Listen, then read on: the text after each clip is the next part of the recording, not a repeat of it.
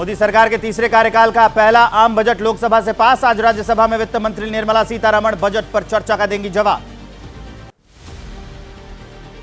कांग्रेस संसदीय दल की आज बैठक। सोनिया गांधी मीटिंग को करेंगी संबोधित। सुबह 9:30 बजे संसद भवन परिसर में होगी बैठक। कांग्रेस ने बजट बहस पर वित्त मंत्री के जवाब के दौरान प्रधानमंत्री की अनुपस्थिति पर उठाए सवाल। पूछा, क्या यही संसदीय आचरण का मानक है? संसद में बजट पर चर्चा के दौरान बीजेपी सांसद अनुराग ठाकुर का राहुल गांधी पर जाति वाला वार। बोले, जिनकी जाति का पता नहीं वो करते हैं जाति जनगणना की बात।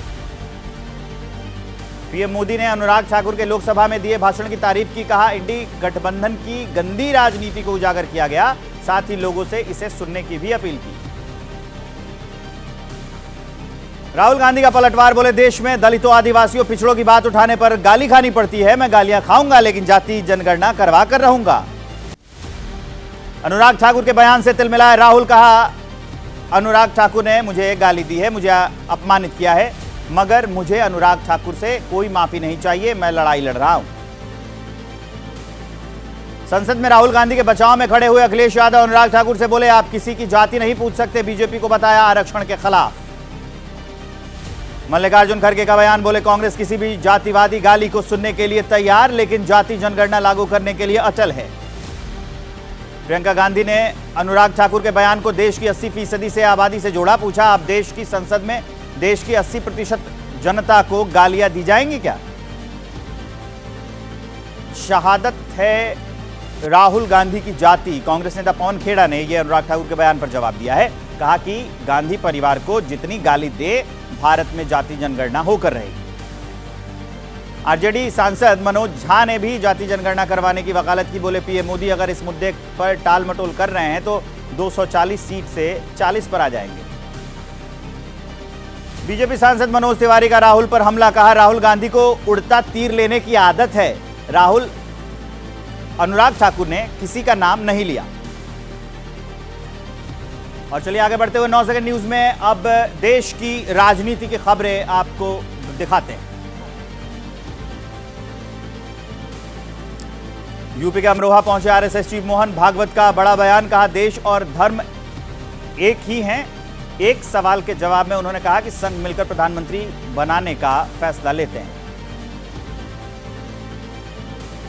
केरल के पलक्कड़ में 31 अगस्त से होगी बीजेपी और आरएसएस की बैठक। 3 दिन तक चलने वाली इस मीटिंग में बीजेपी अध्यक्ष जेपी नड्डा और संगठन मंत्री बीएल संतोष होंगे शामिल।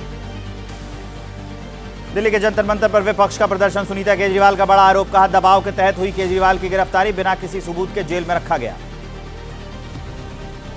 विपक्ष की रैली में अखिलेश यादव का बड़ा बयान। कहा, झूठे आरोप में विपक्षी नेताओं को फंसाने वाले एजेंसियों को सरकार में आने के बाद खत्म कर देंगे।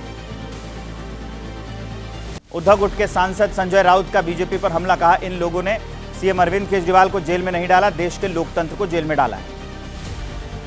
इंडिया गठबंधन के धरने पर बीजेपी का पलटवार। वीरेंद्र सचदेवा बोले, भ्रष्ट व्यक्ति को बचाने के लिए बाकी भ्रष्ट पार्टियां आई साथ। केजरीवाल पर है घोटाले का आरोप। सीएम सिद्धारमैया और deputy CM DK Shiva Kumar camp के बीच खटपट की खबरें। मामले को सुलझाने के लिए राहुल गांधी और खड़गे ने दोनों नेताओं से मुलाकात की। उद्धव ठाकरे ने महाराष्ट्र चुनाव को लेकर कसी कमर। आज पार्टी के शाखा प्रमुखों के साथ करेंगे बैठक। विधानसभा चुनाव की तैयारियों का लेंगे जायजा।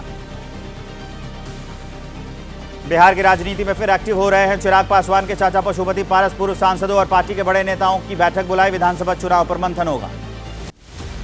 अधीर रंजन चौधरी पार्टी से नाराज। सूत्रों के मुताबिक बिना बताए बंगाल कांग्रेस के अध्यक्ष पद से हटाए जाने से भड़के अधीर।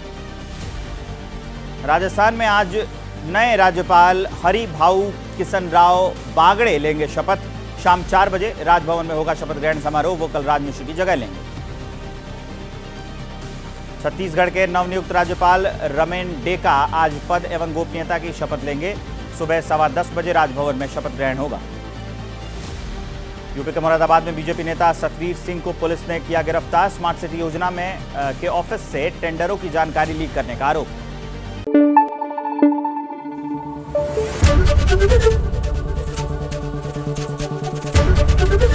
एबीपी न्यूज आपको रखे आगे।